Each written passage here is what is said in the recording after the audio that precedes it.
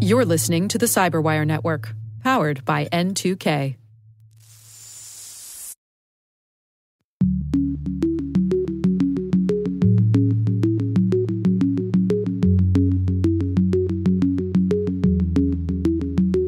I think a central premise that hackers have embraced is that code is law.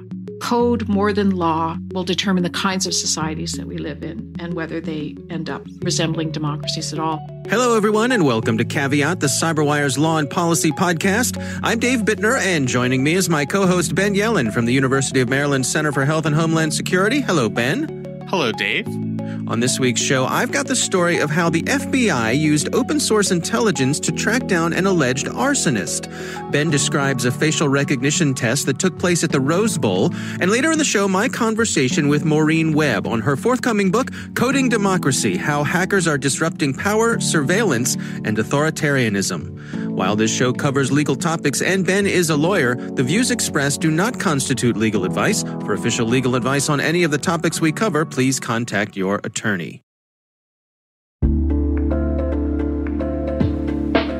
And now, a word from our sponsor, SpyCloud, the cybercrime analytics leader. SpyCloud disrupts cybercrime by telling you what criminals know about your business and your customers, so you can take action to prevent ransomware, session hijacking, account takeover, and online fraud. SpyCloud constantly recaptures and analyzes new data from the criminal underground, including credentials, session cookies, and PII siphoned from malware-infected devices. With knowledge of the specific exposed data criminals have in hand from InfoStealer malware on managed and unmanaged devices, security teams can respond with a more efficient and effective process called post-infection remediation that fits seamlessly into existing incident response frameworks. Get SpyCloud's post-infection remediation guide outlining the 7 steps for preventing a malware infection from becoming a full-blown ransomware incident. Visit spycloud.com/cyberwire. That's spycloud.com/cyberwire. And we thank SpyCloud for sponsoring our show.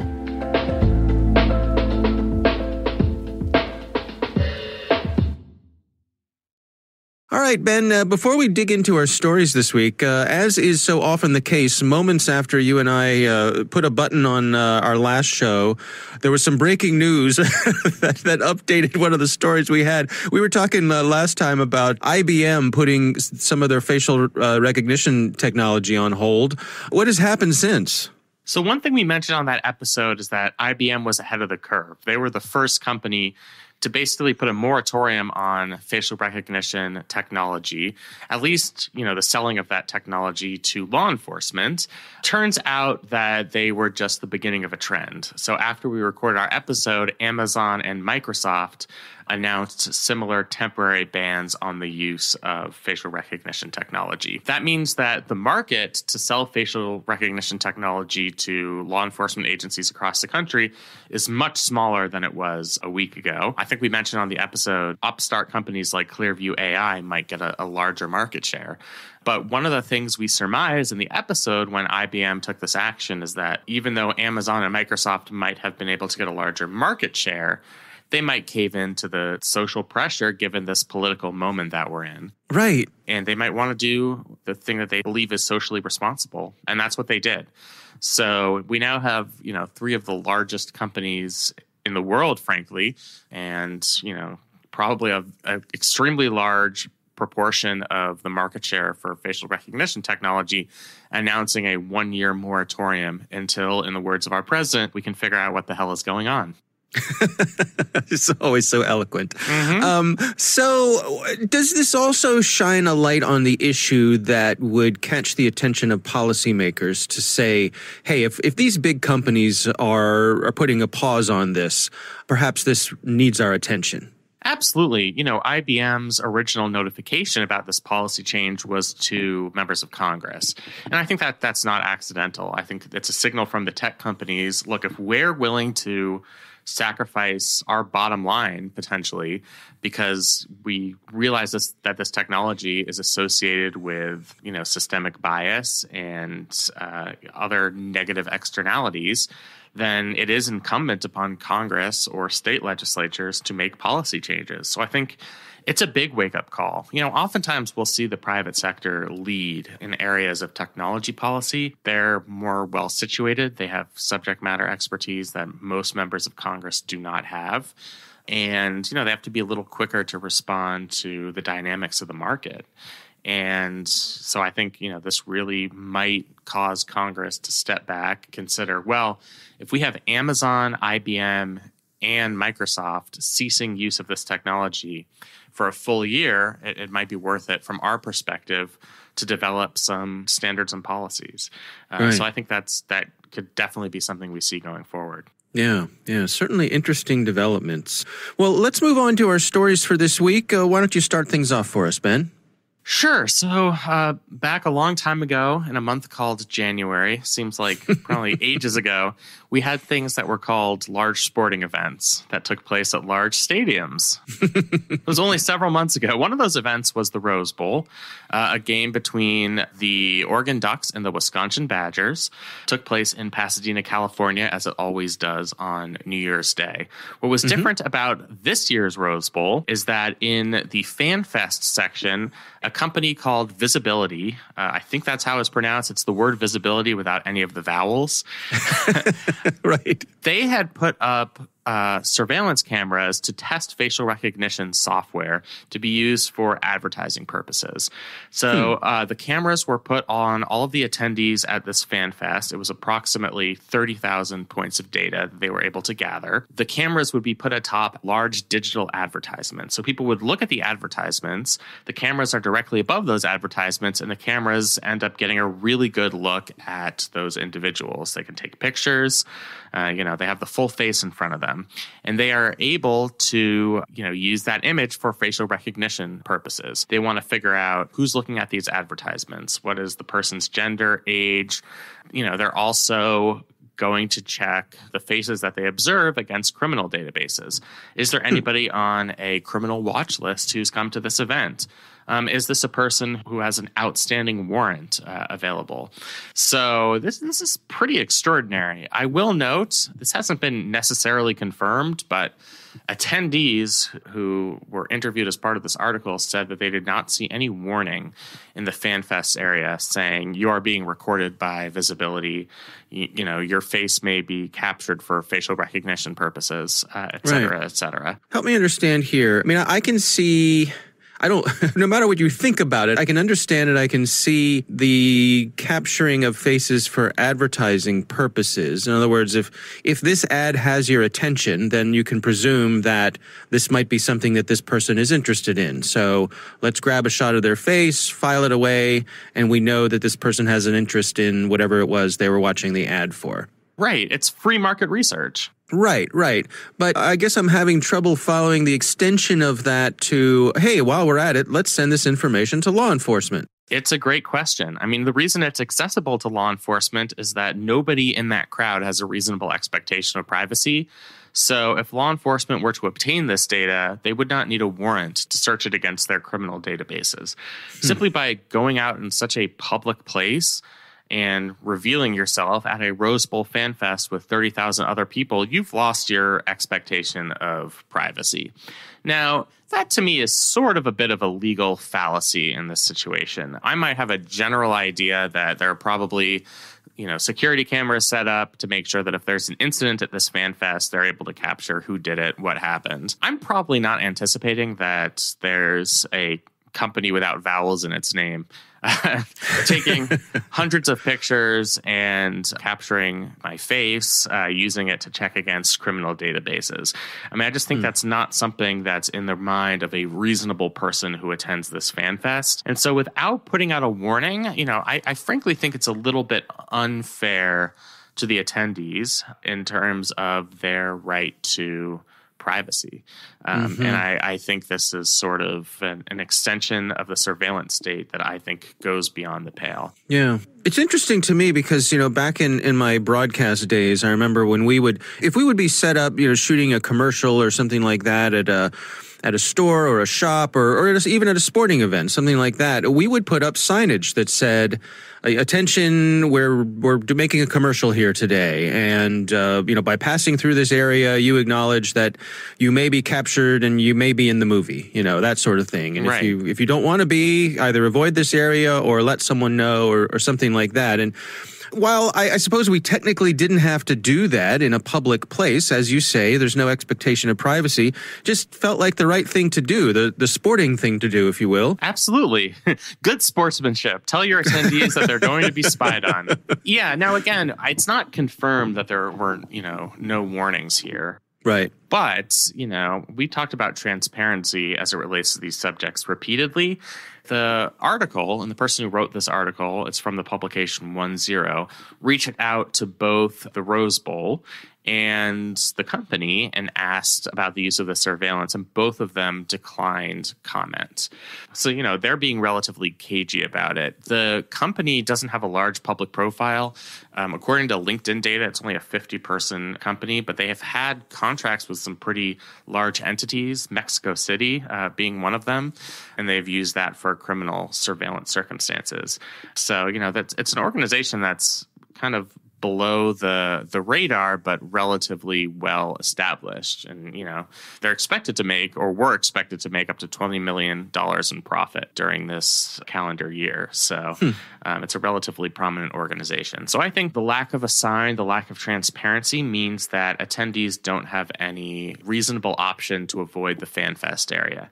I think the equitable thing to do would have been, there has to be some sort of gating set up for the FanFest. In front of that gating, say, there are advertisements here that are making use of facial recognition technology. If you do not wish to have your face exposed in that manner, then go get a hot dog and go to your seat and don't come in. And, that way, at least a person would have fair warning. And because supposedly that was not done in this case, even though the attendees don't really have any legal recourse if their face is matched up against a criminal database and they're arrested.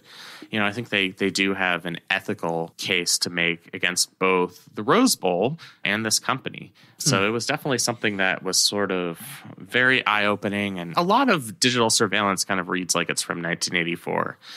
Yeah. But this really illustrates that point acutely. So given that we have this reality that you do not have an expectation of privacy in public places, and that is well established, what would a potential policy solution to something like this look like? Required disclosure would be the first step. That's sort of the easy way to do it. Something that said that, at least in federal cases, if you're the federal government, a criminal defendant could seek to suppress evidence if they weren't given fair warning about the use of this technology. In the long term, the broader change is to revise this doctrine that when you go out in public, whatever is captured on any form of surveillance, whether it's closed circuit television, overhead surveillance, that is fair game for law enforcement use. As we've talked about, made sense as a doctrine in the past because, if the police catch you doing drugs, you don't really have an expectation of privacy if you're in the middle of the street. The police have limited resources. They're not able to put a cop on every single block. Mm-hmm. If we have enough companies doing what this visibility company is doing, and they put cameras literally everywhere, your face is going to be recognized in public really no matter where you go. And so you don't really, unless you are a literal shut-in and decide to stay in your house 24/7, which I guess we've all been doing for 3 months anyway. But that's besides the point. And when we do go out, we wear masks. Yeah, exactly. Well, hey, maybe we've killed two birds with one stone there. Right. But yeah, unless, you're going to live in your house, no matter what happens when you go outside, you are being watched, and whatever happens can be used against you. And, I just think that it's time for multiple branches of government, including the judiciary, to reconsider that doctrinal test. And I think the more we see stories like this, where it's on such a wide scale, talking about 30,000 people at a fan fest prior to the Rose Bowl, that's a lot of people. It's probably more than past your average street or store camera every single day in some of the biggest cities in our country. So we're talking about something on a large scale. And I think it's certainly a cause for concern. All right. Well, these stories just keep popping up, don't they? They're interesting to follow. Yeah, and it's so funny to talk about this after we talk about all of these companies that are reconsidering facial recognition software. I think one of the reasons they're reconsidering the use of it is because it's kind of grown so far out of our control. It's been propagated very quickly across the country in the last few years. All right. Interesting story. Of course, we'll have a link to that in the show notes. My story this week, this comes from Seamus Hughes, who is Deputy Director of the Program on Extremism at George Washington University. And he posted a fascinating thread on Twitter that we're going to follow along here. Then, of course, the enshrined in the First Amendment is the right of citizens to peacefully assemble. Absolutely. We've been seeing a lot of that lately with some of the protests we've seen against police violence and so on. And, most of that has been peaceful, but there has been some violence. There has been some damage to private property. And, of course, within that right to peacefully assemble, that does not include arson. That does not include the setting on fire of police cars. It certainly does not, yeah. And so what Seamus has highlighted here and has really provided a set of cliff notes for is the FBI with an affidavit that they have submitted where they are alleging that a woman set fire to a couple of police cars during one of these protests.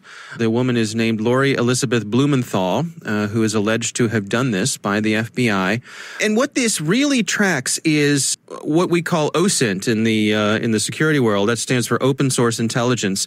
And it's the case of the FBI using publicly available information to try to track down who this person was. And it's a fascinating story. It involves Etsy, tattoos, and massages. So there's something for everyone here. It starts out with one of the protests, which was in Philadelphia, and the police force had a couple of their cars were set on fire. They were burned to the ground, destroyed. And some photos came up of a woman who was holding a flaming piece of wood next to one of the cars. And so the FBI was able to get this photo, which I believe was on Instagram. Yeah, it was on Instagram. That's where it first showed up, yeah. So to describe this photo, there's a woman, she's in the midst of sort of hurling this flaming piece of wood into a police car. And it's a white woman, she's got a blue T-shirt on that has some text on it, some blue jeans, she's wearing a mask. So the FBI used that as a starting point, and they went around and they gathered more photos from the event, from amateur photographers. They were able to find this woman in other photographs from the protests of the day. And they were able to find that she was wearing a T-shirt that said, "Keep the immigrants, deport the racists." A light blue T-shirt that had that text printed on the front of it. So they went and started searching around for who sells that T-shirt. And they found someone on Etsy who sells the T-shirt. And then in the meantime, they also started searching for who this person could be. So in the comments of this Etsy account, they found a username. They were able to cross-reference that username with that same person using that same username on other accounts. Through that, they got the name Lori Elizabeth. They were able to track that down to a LinkedIn profile in the Philadelphia area that also had the name Lori Elizabeth. This Lori Elizabeth worked for a company that provides massage therapy services. The massage therapy company had some videos, some promotional videos on their website, which featured some of their massage therapists. And one of the people in those videos had a tattoo on her arm, which matches a tattoo of the woman in the photos from the protest. So we're getting closer and closer here, Ben. Yeah, bring us home, Dave. I mean, this is the writers of Law and Order are just not even close to being as creative as this real life story. Not even in the same universe. Just as an aside, there's in one of the photos from the FBI's submission here, they have a close-up photo of the woman's tattoo from a photograph that was taken during the day, and it says a magnified and cropped image, and I just imagine imagine, whenever I see something like this, I imagine Captain Picard sitting on the bridge of the Enterprise saying, on screen, magnify, enhance, right? So they match this tattoo to the tattoos in the videos. They subpoena the records from the Etsy store for who purchased this particular shirt. That leads them to, sure enough, a matching name.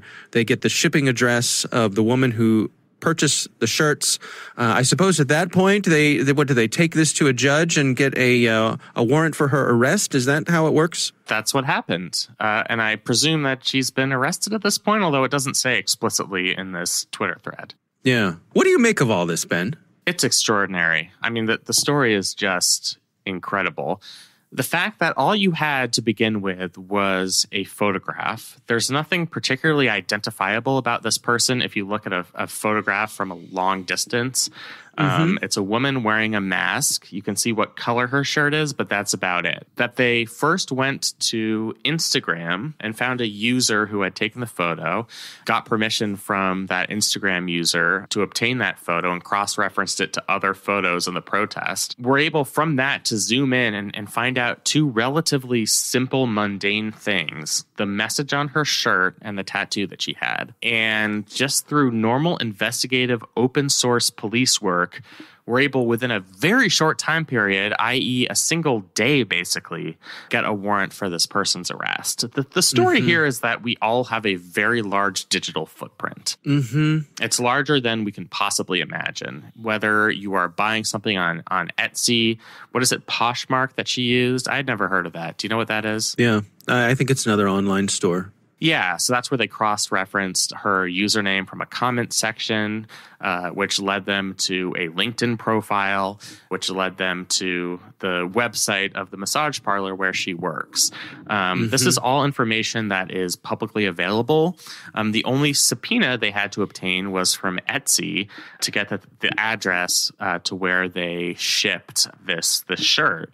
And they were probably able to obtain this subpoena because they had reasonable suspicion that this was a criminal suspect based on all of the open source information that they had obtained from other sources.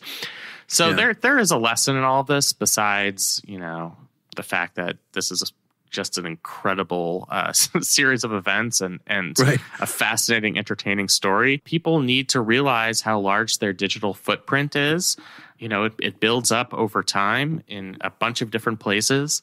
And at some point, if you want to avoid a situation like this, even if you don't think you're going to be setting cars on fire, but if you think you're going to be involved in maybe a politically contentious protest, you should think about minimizing your digital footprint. It's about going into LinkedIn and changing your privacy settings so that you're not available in a public search.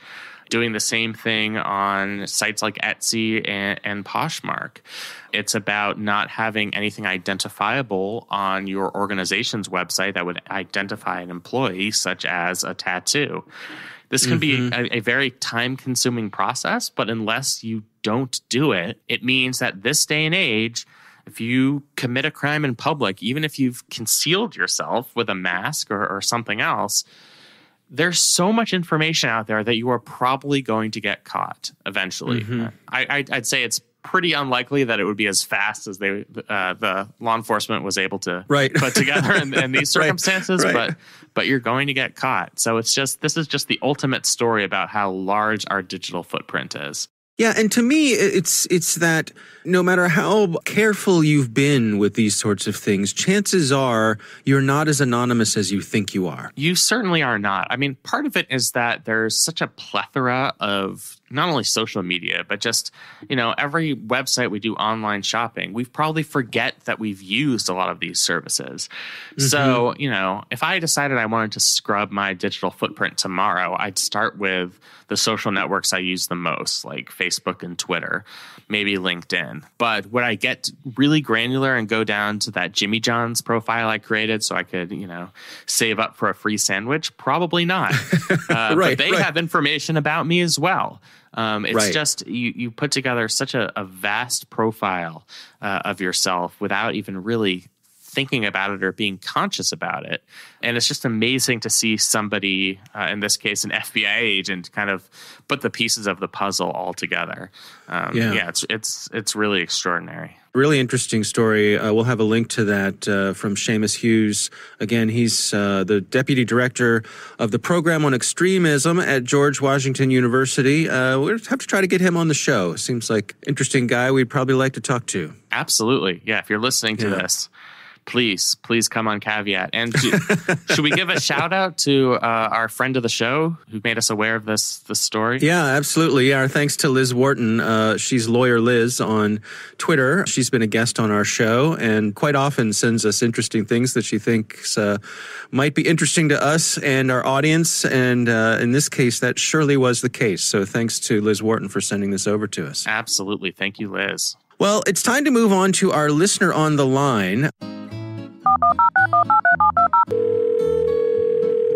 An email that we got, a bit of follow-up, I suppose, and this comes from a listener who is from New Zealand, and he says a couple of questions based on the show that I just listened to. With reference to time limits, sunset, for provisions, weren't those enacted under the Patriot Act limited to short term, and they've just been extended each time it comes up with little discussion, until the last few months at least? This listener goes on to write, the UK has had a similar problem. Even with a change of government, those in opposition had complained about the provisions and then kept them anyway when they got into power. For qualified immunity, is it possible to carry out a test case now to get a decision recorded that would then cover the use of stingrays? Quite a few questions here, Ben. What do you think? Yeah, first of all, great to have listeners from New Zealand, and congratulations to this listener on his country eliminating the coronavirus in that country. Yes, leading the charge. I wish we were as lucky. So great questions. As it relates to sunset provisions for the Patriot Act, the original Patriot Act and every successive reauthorization did have a sunset provision in it. The listener is right that these were reauthorized without much thought the first few times the program was reauthorized. I think recently, especially after the Edward Snowden disclosures, there's been sort of more oversight, more skepticism about the surveillance state.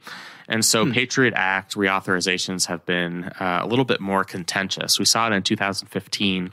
That led to the passage of the USA Freedom Act. And again, here this year, we are still without an extension of some provisions of the USA Patriot Act because Congress has yet to agree on a reauthorization. But the listener is absolutely right that it was sort of pro forma after the act first passed. I think the first reauthorization was in 2006, and there was some debate, but it was never in doubt that the bill would be reauthorized. We were still in the shadow of 9/11 at that point. Mm-hmm. The point he makes about parties in opposition getting into power and not curbing surveillance practices or other pervasive government actions is a great one. We see this all the time. Opposition parties are always the ones that rail against whatever the government is doing. But once you obtain power and you understand the full breadth of your own tools, you're going to want to use those tools. And there are a lot of career people and intelligence agencies who stay at those agencies regardless of which party is in power. And they may have the ear of the incoming administration and will try and convince them of the importance of some of these surveillance and national security tools. So that point is taken as well. In terms of carrying out a test case, you could certainly see that happening. You know, for a test case, you do have to have a live case in controversy. So if you're the ACLU, you want to find an ideal plaintiff who actually was arrested and prosecuted on the basis of stingray technology and a case that you think you could win. Sometimes that's going to be a long nationwide search. You know, maybe you'll try a bunch of different cases with a bunch of different plaintiffs with the hope that you'll win in a federal district court somewhere and eventually the case will make it through the federal court system. So all great questions, and thank you for writing in. All right. And of course, we'd love to hear from you. We have a call-in number. It's 410-618-3720. You can call and leave your question there. You can also send us an audio file, and we will use that on the air. And of course, you can always write to us. It's caveat@thecyberwire.com.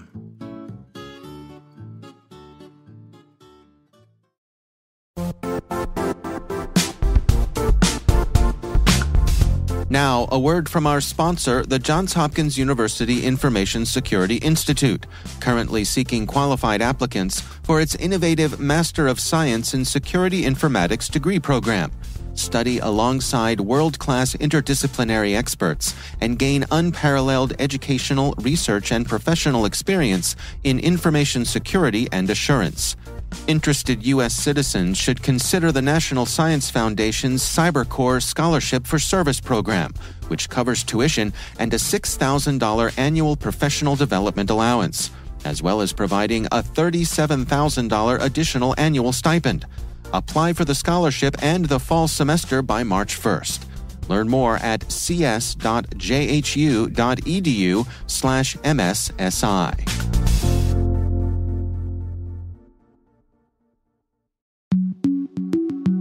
Ben, I recently had the pleasure of speaking with Maureen Webb. She is the author of the book Coding Democracy: How Hackers Are Disrupting Power, Surveillance, and Authoritarianism. Really interesting conversation. Here's my talk with Maureen Webb. You know, one thing that hackers are doing is they are trying to teach the rest of us really a new digital era civics. Many of us are unaware of the technical issues that are determining so much of how our societies work now. And I think a central premise that hackers have embraced is that code is law. Code, more than law, will determine the kinds of societies that we live in and whether they end up resembling democracies at all. Things like privacy and transparency, data self-determination, net neutrality, commons-based production, and free software. These really are almost the new organizing principles of a digital era democracy, almost like the Enlightenment era principles of fraternity, liberty, and equality from the 18th century. But many of us who are concerned with democratic constitutionalism are unaware of these issues. And this is the kind of experimentation that progressive hackers are undertaking. They are trying to build a new decentralized web that is neutral by design. They're trying to secure privacy and transparency for the ordinary user through a plethora of privacy tools and business models, and through a plethora of leaking platforms, not just WikiLeaks, but there's been a real explosion of these leaking platforms around the world that will hold governments and oligarchs accountable. Trying to defend free software, developing the GPL licenses that guarantee that free software remains free, and also more technically complex experiments where they're looking at peer-to-peer technology and blockchain to really do a whole bunch of things that I think would fundamentally change our political economy if they come to fruition. I'm reminded of some things I've heard scientists say when it comes to political discourse, which is that it comes to pass more often than not, I suppose, that they're not so good at explaining things, that is not their core competency. Yes, we've had our explainers, we've had our Carl Sagans, we've had our Bill Nye the Science Guys, we have our Neil deGrasse Tysons, but those are sort of few and far between. And I wonder, does that apply to the hackers as well? How do they maximize their effectiveness in spreading the word about their efforts? I think that's an excellent point. I think that's very much true. First of all, they're trying to overcome, hacking as a word embraces a whole range of activities, from the clearly dangerous and nihilistic to the very altruistic and everything in between. So they're fighting sort of a semantic battle. And the same with free software. The idea of free software as opposed to open software or closed software is fairly confusing until you delve into it. They also have the trouble of creating interfaces which are usable for the ordinary user. And until they do that, they really are not going to be able to make an impact, because users simply are not geeky enough to take the time to try to utilize hacker experiments unless there is a good user interface. But yeah, more than that, these are complex technical and social issues. And I think that the public service that I tried to provide both as someone who understands the constitutional and social theory, but also has a foot in the world of the technology, understands the civil liberties. someone who can tell their story in a compelling and accessible way. And what's really important for users is not necessarily becoming geeks themselves, but understanding what's at stake so that societies can shift their resources and their attention to the kinds of experiments that are going to update, to upgrade our democracies and ensure their survival into the next century. It strikes me that people who are in power like to keep that power. And I think of some of the traditional ways that the business of politics is done through lobbying, with money. And I wonder, the people who have the power, how are they resisting these efforts from the hackers to, these new upstarts, to make their way into this established system? Of course, those that have power hold on to it, and those that challenge it are severely punished until they're able to somehow shift that power relationship. And so if you look at the history of social movements, you have martyrs, you have terrible costs for people that challenge the status quo at the beginning, and ultimately a kind of consensus builds until the powerful have to concede. And I think, at the dawning of the digital age, you're going to have very severe punishments for farmers who hack their tractors in order to be able to fix them, to get around the digital rights management code in their tractors, for security researchers that try to hack into black boxes of code to determine whether they're doing what they promised or whether they're just inserting malware into ordinary users' computers, to the whistleblowers that hack into databases. We've seen that they're being severely punished right now. And one of the things that I deal with in the book is I talk about the value and the risks of transgressive acts, and how civil disobedience, which has a long tradition in American democracy, and other acts of resistance and defiance are very important to move society to new ways of thinking. And I think, during this pandemic period where everything seems to be falling down around us, people might be more sensitive to that history, to that idea that we have these moments of great social insight or great leaps forward in the way we organize our societies when there are experiments and ideas lying around, and when social movements have been pushing power structures, then they can sometimes suddenly fall and the new order can come into being or can be embraced. I think that it's really important that hackers are experimenting right now, and they're experimenting at, with some really mind-blowing things. But if their ideas or one of their experiments somehow takes hold or triggers emergence effects, it could change the whole political economy. It could change how work is valued, how value is traded and exchanged, whether these giant digital monopolies continue to exist and suck the oxygen out of our local and working economies. So I think it's a fascinating time right now, and hackers are going to be a key catalyst in whatever happens. From your perspective as a constitutional scholar, do you have concerns, or are there things that you're tracking here, things that you learned that make you raise your eyebrows and say, this particular direction might not end well? History tells us that this could be a bumpy ride. Oh, for sure it's going to be a bumpy ride. We've got like a century or two ahead of us that's going to be a wild ride. I've got to acknowledge, of course, that there's a lot of truly heinous hacking going on at the moment, both between states and among criminal elements. I know that your program deals with a lot of the technical aspects. I'm sure you have many security researchers and consultants in your audience, in your dedicated fan base. So they would know about this.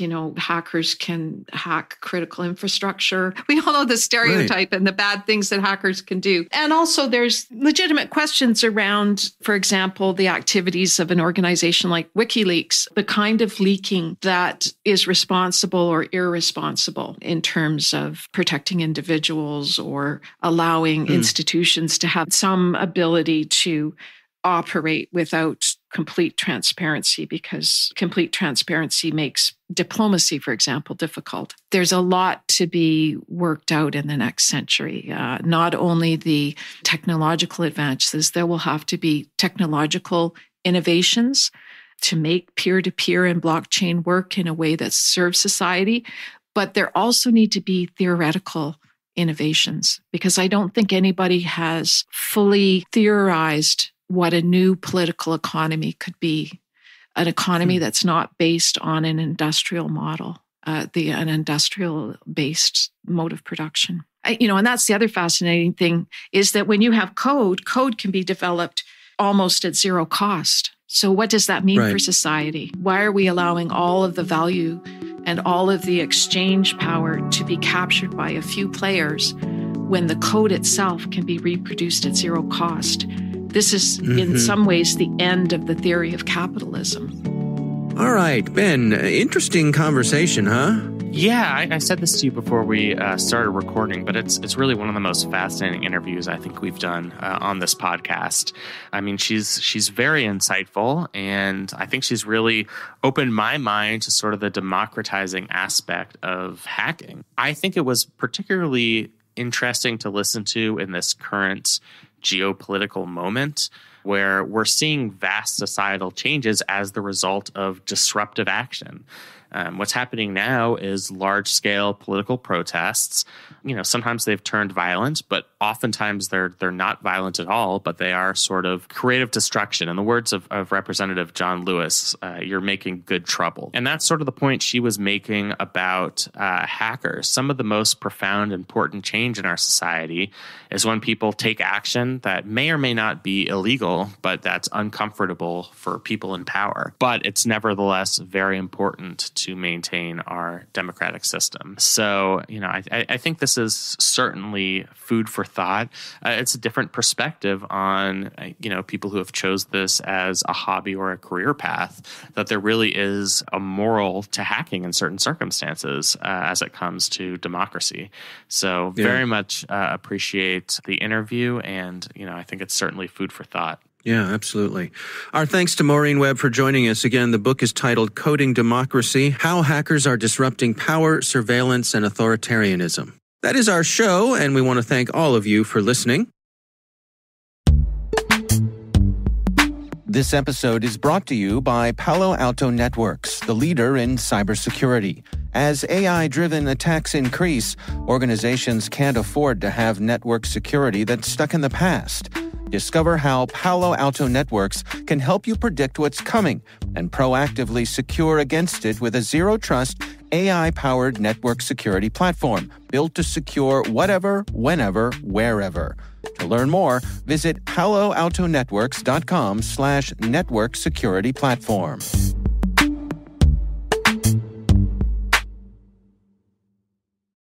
The Caveat podcast is proudly produced in Maryland at the startup studios of Data Tribe, where they're co-building the next generation of cybersecurity teams and technologies.